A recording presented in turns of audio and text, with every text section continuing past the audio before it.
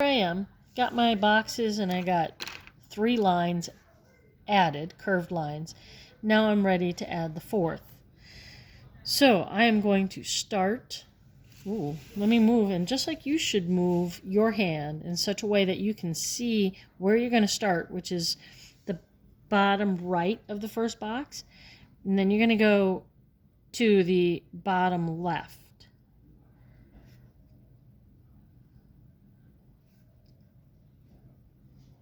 So again, bottom right, all the way down to the bottom left.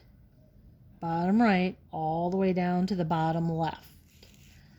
Bottom right, and going to the bottom left. So that means you don't want to draw your line out here, because the only way you could get down here is to cross over the line.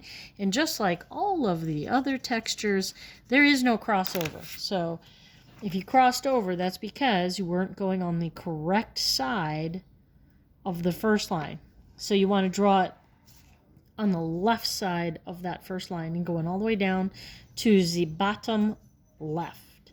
Bottom right, all the way down to the bottom left. So make sure that you can see the bottom right of the first square, and we're going to here. So that means we need to be on the left side of the line.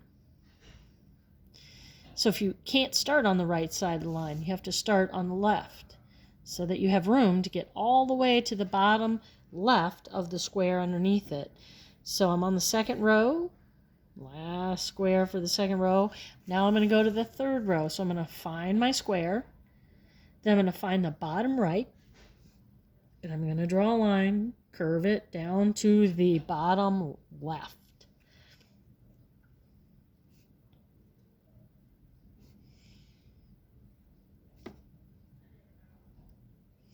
I'm going to finish the rest off camera. So I'm not as happy with this bottom row. The reason being is when I made my first squares, this square and this square, it's more than a finger width apart. So they got a little stretch this way. So I think that this row was a little farther away from this row when I first started. No big deal. I would just, moving forward, remember that I only want to be like 1 finger width away. So that was a little farther away than I wanted. So now I'm ready to do some shading. So each space is going to go from dark to light to dark again. So I'm going to zoom in on this. Each square is going to go dark to light to dark. So I start alongside this edge, dark. Then I go to medium, and then I go to light. So a lot of times people just go dark, and then they go light. They're missing their medium. Don't forget your medium before you go light. So dark to the medium to the light. Another one. I'm going to start dark all along the edge, bring it out a little bit, and then I'm going to go medium. So I'm pressing a little less hard. Then I'm going to press it even less hard so it's a little lighter. So sometimes I go and I add some dark after that to make sure that my dark is lighter than my medium. So dark, medium, and light. Try not to have a stripe of dark. Instead, have it gradually get to medium by gradually adding a little less pressure and a little less pressure. You'll also notice that my pencil strokes are echoing the arc, the curve of these lines that I made, so that my entire shape is curved, just like a vertebrae is not straight-sided, so the shadow shouldn't be straight-sided. So it should follow along, and I'm going to go gradually to the lighter. So if you practice shading, you'll get better going from dark along this side to the medium to the light. Also, if you make your shapes larger, it's harder.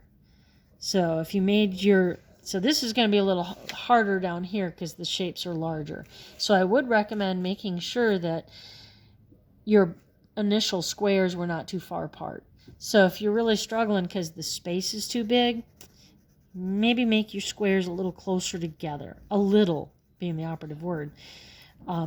We obviously don't want them so tiny that you can't get these curves done nicely. So I'm not going to finish all the shading on air on the camera, but you can see how each square gets its own shading. Here's another example. Each one goes dark to medium to light to dark gradually.